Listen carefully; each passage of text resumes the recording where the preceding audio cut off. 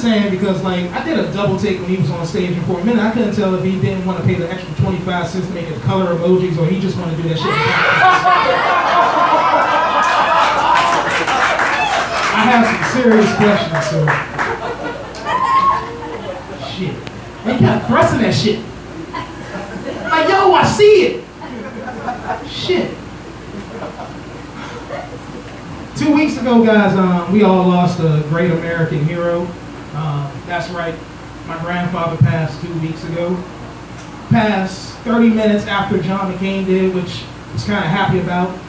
Over a drunk conversation, he once told me, I hope that motherfucker dies before me. And I kind of looked at him like, why? He was like, I didn't get caught and I went back twice.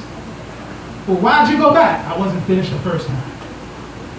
I never questioned anything my grandfather ever did again after that shit. I don't trust a motherfucker who wants to go back to Vietnam. The funeral was alright. I had to be the strong one for my family. One of my cousins was crying on my shoulder as we closed the casket. Big military dude, just crying on my shoulder. He actually did that thing everyone does at a funeral where they go limp.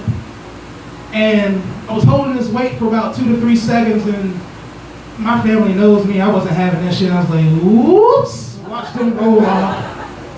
At least it wasn't my grandfather. Only one who thought I did it on purpose was his girlfriend. She just gave me that look like, you ain't right, Kevin. My family came down from Maryland for the funeral. My 3 cousins brought all 26 of their kids. That's like the right kind of reaction I was expecting. There's classrooms in South Carolina that have less children and more teachers' assistants than we have parents in this situation. Little girl acting a fool before the funeral, and I'm just looking at her like, if you don't behave, I'm gonna tell your mom on you. She looked at me so sweet, you don't even know who my mom is. That little angel was right. That's why I looked back at her and said, you don't even know who your dad is. My daddy's Mr. Darryl. Not if you call him that.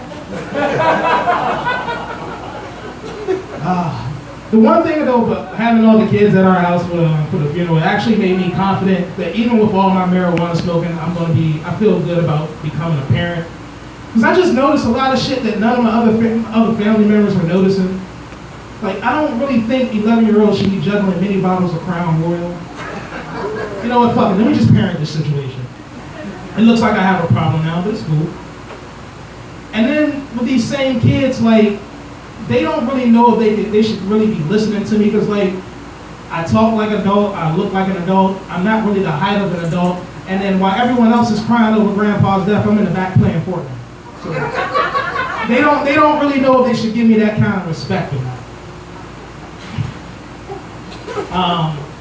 With my grandfather's passing though, it's just now just me and my grandmother in the house.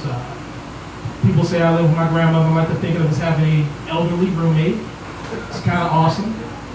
She still tries to punish me, which is still weird. I didn't get the lawn straight before the funeral. I came home from work one day and the cable was cut off to my room. And I started to get mad at her. And I was like, bitch, I fucking paid this bill. Like, what are you doing? I was like, let me just chill. You know, I can watch Blackish on Hulu. I'm not gonna trip. Growing up, she had a wooden paddle engraved with her name. It said Penny's Paddle. She beat the shit out of them. She disciplined me and my younger brother when we were kids. And about a couple weeks ago, she pulled it out the closet and said, you know, you're not too old to get a spanking. And I had to tell her, you know, that what terrified me as a kid, I really do enjoy as an adult. You ready to go down this road, Grandma? I haven't seen that paddle since. Been looking for it too. I was actually helping her let off some steam. Like, she was pissed off like we had a lot of family members reacting to my grandfather not actually coming to see him when he was getting sick and everything. So we started play fighting and everything. We're just, you know, throwing hands. Just, you know, throwing body shots. And I'm not going to say I pimp slapped my grandmother, but with the way that she was moving in towards me and the way I was kind of like trying to block her from hitting me, to an untrained eye, it looked like I may have pimp slapped my grandmother. And I immediately realized what I did, and I was looking at her, and I was like, oh my God, Grandma, I am so. Before I could even finish that, she had already dropped me. She didn't even hit me in the face. She just gave me a 2-shot right to the kidney and the liver. I just dropped. I'm on the ground. She over top of me just raining down blows and shit. My brother comes out out the kitchen, sees what's going on. He just dives over top of him like a fucking UFC referee. He's out! He's out! Fight's over! Fight's over! It's alright, son. It's alright. See a 7-year-old lady strutting around the fucking living room looking like Conor McGregor and shit. She too old for that shit. Got the light. Last thing before I get out of here. Any of you lovely white people get around and burning your Nikes last week? That's kind of the appropriate response I was kind of hoping for. Good. Because I'm 36 years old. I have a lot of white friends, and I've never known none of y'all motherfuckers to wear a pair of Nikes. Y'all are some Chuck Taylor Skechers wearing motherfuckers if there ever are some.